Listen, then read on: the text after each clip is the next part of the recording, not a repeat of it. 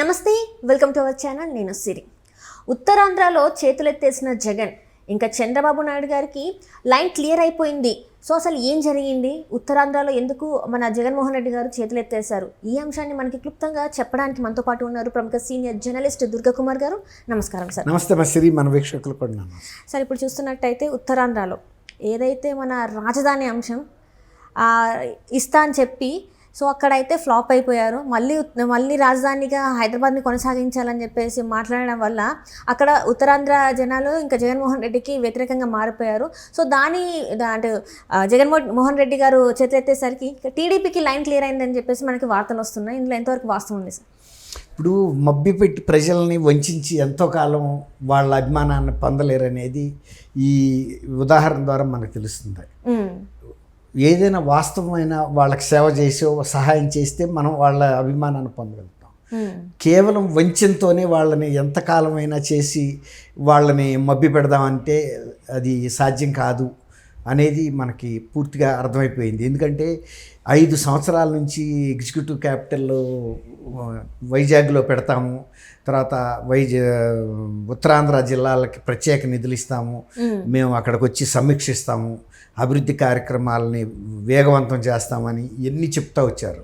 తర్వాత రిషికొండను తొలిసి అక్కడ ఒక బిల్డింగ్ కట్టి అది ముఖ్యమంత్రి తాత్కాలిక బస, ముఖ్యమంత్రి కార్యాలయం లాగా పనిచేస్తుంది. ప్రత్యేకంగా ఆ డెవలప్మెంటల్ యాక్టివిటీకి ఆఫీసర్స్ని కూడా ఎప్పుడు తీసుకొస్తాం నెలకు 2 సార్లు అని చెప్పారు. తర్వాత తాత్కాలికంగా సీఎం ఎప్పుడు కూడా దాదాపు అక్కడే ఉంటారు, ఇది మన పరిపాలనా రాజధాని అదే కాబట్టి అని. కానీ ఎలక్షన్ల దగ్గరికి వచ్చేసి నోటిఫికేషన్ కొన్ని రోజుల్లోనే వచ్చేస్తుంది. అవును సార్. కానీ ఇంతవరకు అక్కడైతే రాజధానికి సంబంధించిన ఇంత ఊసు కూడా లేదు. తర్వాత ప్రత్యేకమైన నిధులు కూడా ఏమీ ఇవ్వలేదు ఉత్తరాంధ్ర జిల్లాల అభివృద్ధికి. అది వెనకబడి ఉన్న మాట వాస్తవం. వాళ్ళకి సరైన ఆదాయ వనరులు లేవు, జల వనరులు కూడా లేవు, సరైన అగ్రికల్చర్ సంబంధించి మార్కెటింగ్ సదుపాయాలు కూడా లేవు. వాళ్ళు మంచి మంచి పంటలు పండించినా కూడా సరైన రేట్ రాక కూడా వాళ్ళు అనేక ఇబ్బందులు పడుతున్నారు. ఈ పరిస్థితుల్లో ఎక్కువ గిరిజన జనాభా కూడా ఉంది అక్కడ. ఇంతకాలం మోసం చేసి చివరికి వచ్చేటప్పటికి పరిపాలనా రాజధాని హైదరాబాద్లో పెడతామంటే ఇన్ని రోజుల నుంచి వాళ్ళు ఇవి ఎదురు చూసి తీరా హైదరాబాద్లో పెడితే వైజాగ్ ఉత్తరాంధ్రకి వచ్చే లాభం ఏంటమ్మా? అదే సార్, అంటే ఇక్కడ చూస్తున్నట్టయితే 5 సంవత్సరాలు పాలించిన వైసీపీ ప్రభుత్వం ఎందుకు రాజధాని నిర్మించలేకపోయింది? ఎందుకంటే అక్కడ ఆల్రెడీ అమరావతి రాజధానిగా కేంద్రం ఆమోదించింది, అంటే ఇచ్చేశారు. దాన్ని డెవలప్ చేయకుండా ఎందుకు మళ్ళీ మూడు రాజధానులు అనేది తెర మీద తీసుకొచ్చారు. సరే ఈ 3 రాజధానులన్నా చేస్తారా అంటే ఒక్క ఇటుక కూడా కదలని పరిస్థితి. ఇప్పుడు మళ్ళీ మేము ఇంకా నిర్మించుకోలేదు అని చెప్పేసి వైవి సుబ్బారెడ్డి గారు ఏంటంటే కొత్తగా 4వ రాజధాని అంటే హైదరాబాద్ని మళ్ళీ ఇంకా ఉమ్మడి రాజధానిగా కొనసాగించాలి అంటే ఇక్కడ వాళ్ళ వైఫల్యం మనకి కళ్ళెదుట ఉన్నట్టు కనిపిస్తుంది కదా సార్. ఇక్కడ అభివృద్ధి చెందలేదు. రాజధాని కట్టని ఒక ముఖ్యమంత్రి రేపు ప్రజల సంక్షేమం ఏం చూస్తారు సార్? ఇప్పుడు వాళ్ళకి అదే ప్రశ్న వచ్చింది. ఉత్తరాంధ్ర ప్రజలు కూడా అసలు రాజధాని కట్టాలనుకుంటే ఆయన మనకు హెల్ప్ చేయాలనుకుంటే ఇన్ని సంవత్సరాల నుంచి చెబుతున్నాడే కానీ ఎందుకు కట్టలేదు? సరే కట్టకపోయాడు, స్పెషల్గా నిధులు ఇచ్చైనా డెవలప్ చేయాలి కదా, అది కూడా ఎందుకు చేయట్లేదు? ఆయన ఉత్తరాంధ్ర వస్తానంటున్నాడు, ఎందుకు రావట్లేదు? ఇవన్నీ కూడా $1 మిలియన్ ప్రశ్న కానీ అంతు చిక్కని సమస్య ప్రశ్నలు కానీ వాళ్ళకు కూడా మిగిలిపోయినాయి. అభివృద్ధి చేస్తానంటానికి 5 ఏళ్ళు చేయలేకపోయినాడు, ఇంకొక 5 ఏళ్ళు ఇస్తే మాత్రం మళ్ళీ అదే పరిస్థితి, మళ్ళీ అదే మాట చెప్తాడు మళ్ళీ 5 ఏళ్ళ తర్వాత. అంతే కదా. వెనకటికి ఒక సామెత ఉంది. ఒక ఆయన నన్ను ఒక ఊరు వెళ్ళాడంట. ఊరెళ్ళి ఆ ఊరు పక్కనే ఆనుకుని కొండ ఉంది. ఆ కొండని నేను ఎత్తగలుగుతాను, మీరు నన్ను ఒక 1 నెల రోజుల పాటు నేను కోరిన ఆహారం అంతా పెట్టాలన్నాడంట. అదెంత పని, నువ్వు కనుక ఆ కొండ ఎత్తి పక్కనకి తోసేస్తే వాళ్ళకి అడ్డంగా ఉంది కాబట్టి వాళ్ళు బ్రహ్మాండంగా మేపారు ఇతను. 1 నెల 2 నెలలు అతను ఇచ్చిన టైం అంతా. ఆ టైం అయిపోయింది, కొండ ఎత్తే టైం దగ్గర వచ్చేసింది. ఆ రోజు పొద్దున్నే ఇతను మంచి లంగోట అన్నీ కట్టుకుని కొండ దగ్గరికి వెళ్ళిపోయాడు. ఊరు మొత్తం ఎదురు చూస్తున్నారు, కొండ ఎత్తి అవతల జరిపేస్తాడని. తీర నుంచుని అక్కడ వాళ్ళందరినీ పిలిచాడంట, రండి అని. ఎందుకంటే మీరు నా నెత్తి మీద పెట్టండి, అప్పుడు నేను తీసుకెళ్ళి అవతల పెడతాను అంట. అట్లా ఉంది ఇప్పుడు ఈ ఉత్తరాంధ్ర ప్రజల అవస్థ.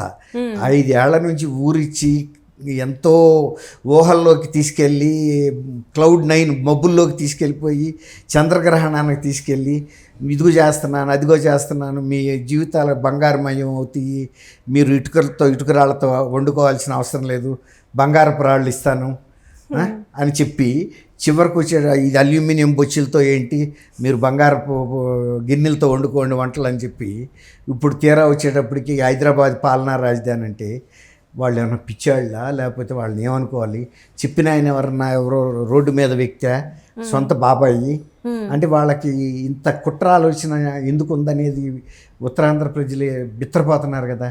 ఇన్ని రోజులు మన వైజాగ్లో పెడతాడు, అభివృద్ధి ఫలాలు మనకి అందుతాయి, ఆయన నెలకి 2 సార్లు వచ్చి ఇక్కడ కొత్త కొత్త స్కీమ్స్ డెవలప్ చేస్తాడు అని అనుకున్నారు. ఏం జరగలేదు. ఉన్న కన్నా కూడా అధ్వాన పరిస్థితి వచ్చింది. రోడ్ల పరిస్థితి అక్కడ కూడా మిగిలిన కోస్తా జిల్లాల్లో ఎట్లా ఉందో ఆంధ్రప్రదేశ్లో, ఉత్తరాంధ్ర జిల్లాల్లో కూడా అంతకన్నా అధ్వానంగా ఉంది. ఎందుకు ఇవన్నీ జగన్మోహన్ రెడ్డి గారికి కనబడట్లేదు అంటే సీఎం స్థాయిలో ఉండి ఎందుకు ఇవన్నీ చూడలేకపోతున్నారు, ఎందుకు ప్రజల కష్టాలు ఇంకా ఈ రోజుకి కూడా తను తెలుసుకోలేకపోతున్నారు? అసలు ఆయనకు అన్నీ తెలుసమ్మా. ఆయన పాదయాత్ర చేసినప్పుడు అంగుళం అంగుళం చూశాను, మీ బ్రతుకుల గురించి అన్నీ తెలుసు అని చెప్పాడు. వాటికి సంబంధించిన మాటలు చెప్పాడు కదా ఎలక్షన్ ముందు. అని తెలుసు కానీ ఎందుకు మనం ఏం చేస్తే ఓట్లు వేస్తారు. కిందసారి చంద్రబాబు ఆయనకన్నా డెవలప్మెంట్ చేశాడని ఆయనే చెప్పాడు.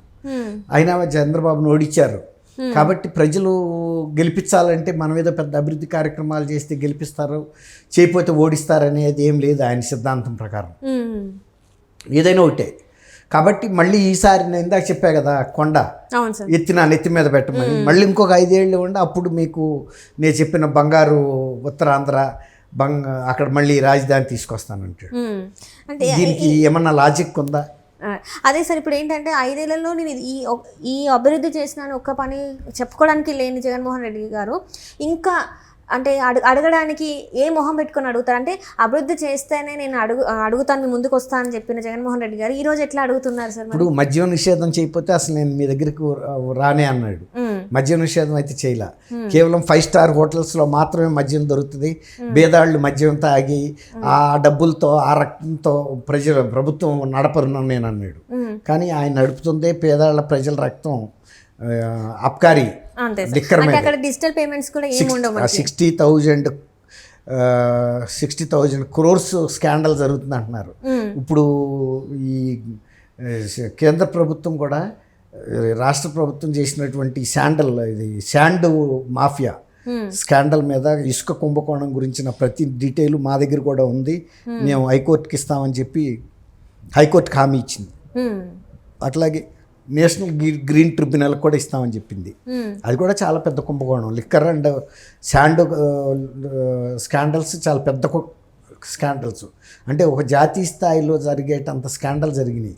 అలాగే గ్రావెల్లో అనేక స్కాండల్స్ అవన్నీ ఉన్నాయి. ఇప్పుడు ఈ ప్రభుత్వం కనుక రేపు 2024 ఎలక్షన్లో దిగిపోతే, మొన్న కనుక చంద్రబాబు నాయుడు గారి మీద స్కిల్ డెవలప్మెంట్ కేసు ఎట్లా వచ్చిందో అట్లాంటి 100 కేసులు వచ్చే అవకాశం ఉందనేది మరి అధికారులు కూడా చెబుతున్నారు.